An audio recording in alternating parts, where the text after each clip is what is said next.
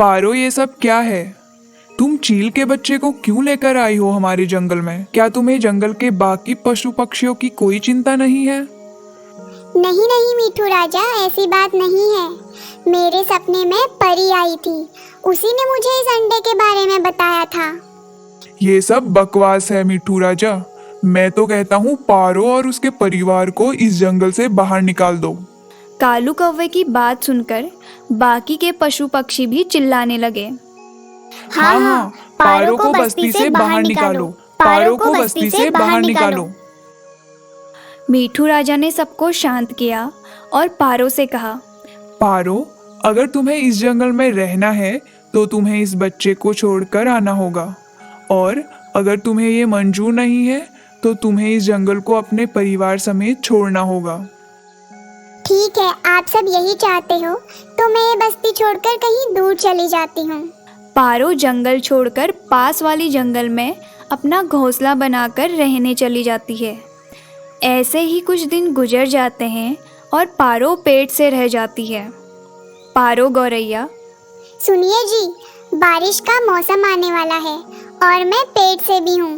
आप जल्द जाकर अनाज इकट्ठा कर लीजिए और हमें हमारा घोंसला भी पक्का करना पड़ेगा। हाँ, मैं अभी जाकर अनाज इकट्ठा करता हूँ। इधर टीपू बारिश का मौसम आने से पहले अनाज इकट्ठा करने लगा और इधर पारो आने वाले बच्चों का इंतजार करने लगी।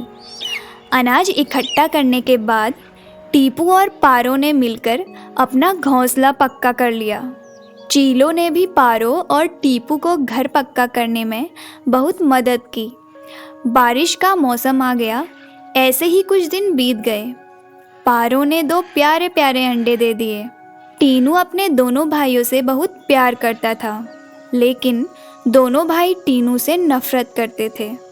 टीनू और दोनों भाइयों में बहुत झगड़े होते थे। ऐसे ही एक दिन दोनों भाई खेल रहे थे, तभी टीनू वहाँ पर आ जाता है। मुझे भी खेलना है आपके साथ, क्या मैं आप दोनों के साथ खेल सकता हूँ? नहीं नहीं, तुम हमारे साथ नहीं खेल सकते।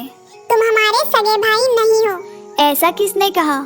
मैं तुम दोनों का बड़ा भाई हूँ, मुझे भी खेलने दो ना। नहीं, माँ ने तुझे जंगल के टीले से उठाया था। अगर तुझे ये बात झूठ लगती है तो जाके माँ से पूछ। हमने खुद हमारे कानों से सुना है। एक दिन माँ और पिताजी ये बात कह रहे थे।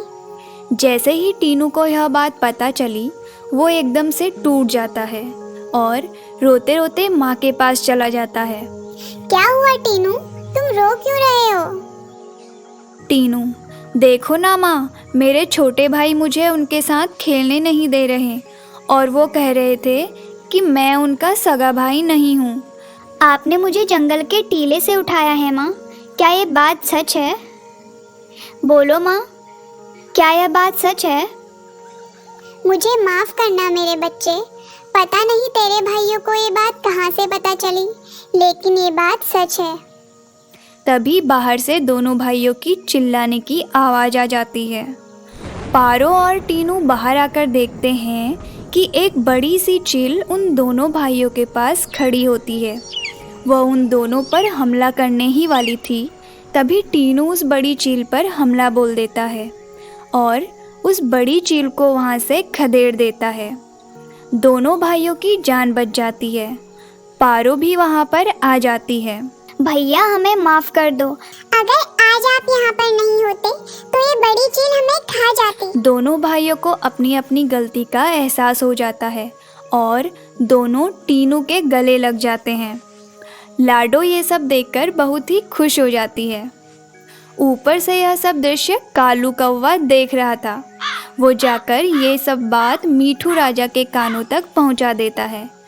मीठू राजा, मुझे लगता है कि लाडो ने जिस चील के बच्चे को पाला था, ये वही बच्चा है। हमें लाडो को वापस बुला लेना चाहिए। अगर ये चील का बच्चा हमारे जंगल में रहेगा तो यह हमारा रखवाला बन सकता है। तुम सही कहते हो कालू, हमें लाडो और उसके परिवार को वापस बुला लेना चाहिए। राजा सिपाही पक्षियों द्वारा लाडो को वापस बुलाने के लिए संदेशा भेज देता है और लाडो भी पिछली सारी बातों को भुलाकर बस्ती में वापस रहने आ जाती है। सारे पशु पक्षी भी चील को अपना लेते हैं। जब भी बस्ती पर कोई संकट आ जाता, टीनू उस संकट का सामना करता था। ऐसे ही आगे चलकर टीनू पारो और पूरे जंगल के पक्षियों का रखवाला बन गया। ऐसे ही और रोचक कहानियों के लिए सब्सक्राइब करें हमारे चैनल क्वेस्ट कहानियाँ को, लाइक करें, शेयर करें और बेल आइकन जरूर दबाएं।